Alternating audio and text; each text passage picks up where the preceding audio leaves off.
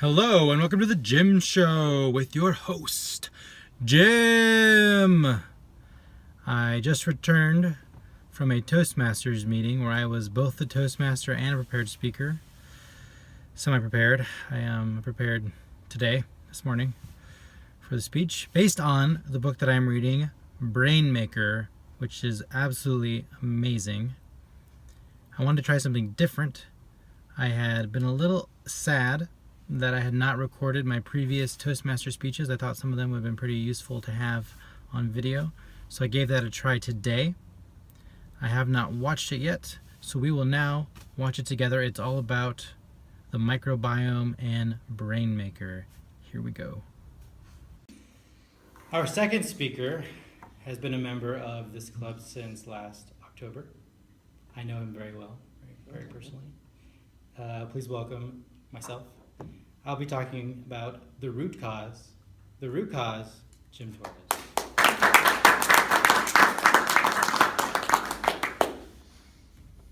What if I told you that there was one root cause for all the modern health problems in society that we experience today? From children with ADHD and asthma, to middle-aged people with depression and obesity, and to the elderly with Alzheimer's and dementia. What if I told you it was all related to just one thing? Would you do something about it? Would you change your lifestyle to change that one thing and the rest of your life? To change the life of your friends, your family, and your children? Would you do it? Sure. Would you? Well, Probably. fellow Toastmasters and our honored guests, there is just one thing that is causing all of this. And it's right here. Inside your gut. You may have heard of a thing called the second brain. Anyone ever heard that terminology before? Well, they're talking about your gut. And your gut actually has a ton of neurons in it. That's why they call it the second brain. It is responsible for much, much more than we ever thought it was. But what's more interesting, it's not the actual part of the gut that is part of us. It is the microbes in our gut that have a huge impact on everything about our health. A massive, massive impact. Now, it's specifically the bacteria, because there's a bunch of different kinds of microbes that exist in there. Specifically the bacteria. And it has such a big impact on your life, on how your brain works, on the inflammation that goes through your system, and all those health things I talked about in the beginning, that we should consider it to be another organ, as important as our lungs, our heart, or our brain. It is that important in determining your health. Now, I'm going to look at the children first of all as we talk about this. And there's a lot to talk about. I'm trying to fit this into a short thing, so I'm just going to give you a real overview.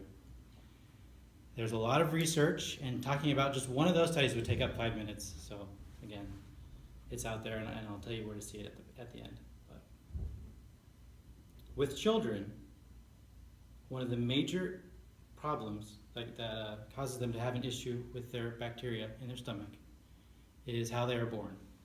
Now, we have a lot of elective C-sections going on these days, right? It's become the fad. I just make an appointment and pop a baby out. So easy, great, right? But it causes major, major problems with this particular situation. Because when a baby is born vaginally, if you look at its internal bacteria, it resembles that of the mother's bacteria from the vaginal canal, which is what you're supposed to have, inside your system. It has lactobacillus bacteria, which, if you don't know, is what is used to break down the milk, right? It causes all kinds of great things for the baby's body when it has that kind of bacteria in its system, because of all the things that it does. But if it's not born that way, it has bacteria that resembles what's on our skin, inside of its stomach, right? Which is a completely different set of bacteria and does completely different things. And it causes a bunch of inflammation and all kinds of problems. Another thing with the children is if they're breastfed or not. And it's the same exact situation. If you're fed formula, you don't get the correct ratio of bacteria in your stomach.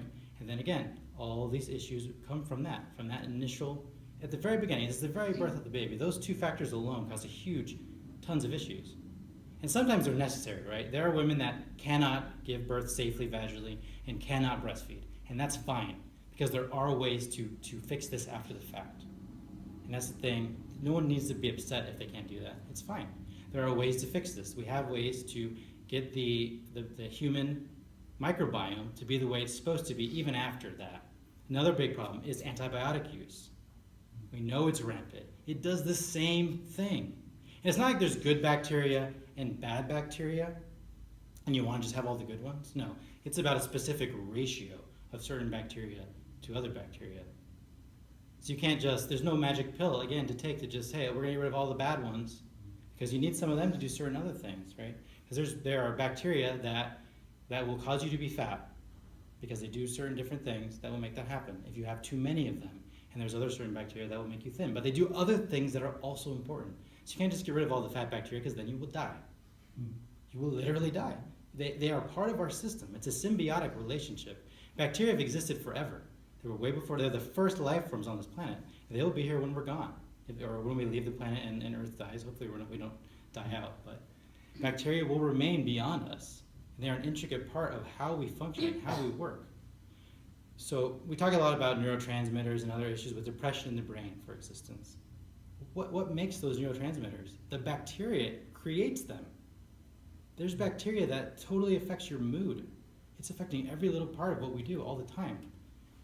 And now we're finally realizing this, because we knew for a long time that diet played a major role in health. Right? I think we all kind of knew that. Alternative medicine has known that. For treating cancer, for treating all kinds of things, you can have really great and amazing effects by changing diet. But we didn't know exactly why. And that is why. Because it changes your microbiome. It changes your whole life. It changes everything. So what are some things you can do, immediately? Is get the right probiotics. They have given children with autism probiotics, and it doesn't take care of everything, but a lot of the characteristics they show just disappear within potentially a day.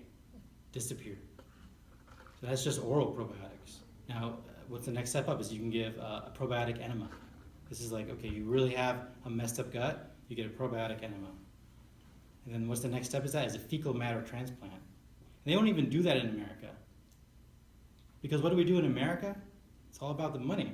So if it's not surgery or pharmaceutical chemicals, it's not going to happen here for the most part. So you can go to another country and you can get a fecal matter transplant, and it'll massively change the life of people with all these issues. Totally change their life. And we know this now. We know this. And again, we've kind of already known this, sort of. We just didn't have the things to tie it all together. So what I encourage you to do is check out Brain Maker. I haven't even finished the book, but I'm so ecstatic about it that I had to come talk to you about it today. This is by Dr. David Perlmutter, and he just, he's gone through all the studies related to this. Years and years of study. It's all out there. It's been there. And he's tied it all together. And I've actually noticed on Amazon that there are a bunch of books now all about the microbiome. And like, hey, wow, this is a really big thing. Let's make some money, right? Let's make some money and write another book about this, because this is going to change people's lives. This is going to change the way we do everything. It's all about preventive medicine instead of, hey, just take this pill for the rest of your life to treat some symptoms that you have. Why don't we treat the cause of these issues? Let's treat the microbiome with the respect it deserves. Mr. Toastmaster.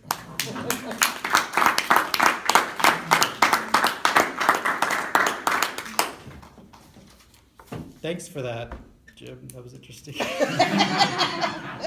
That gave me a lot to think about. Can someone stop that? Well, we just watched the video, the Toastmaster video. What'd you guys think? Was that interesting? Yeah. Yeah. This is William, and this is Benjamin. Yeah, so that was the video. I hope you enjoyed it. It wasn't as bad as I thought. After I finished the speech, I was like, oh, I don't know about that. But it didn't look so bad after all. I think that's a lesson for everybody that when you go out and you talk to other people and you engage with them and you do a speech or whatever, you're usually going to feel like you did worse than what really happened. So don't be too hard on yourself. See you tomorrow.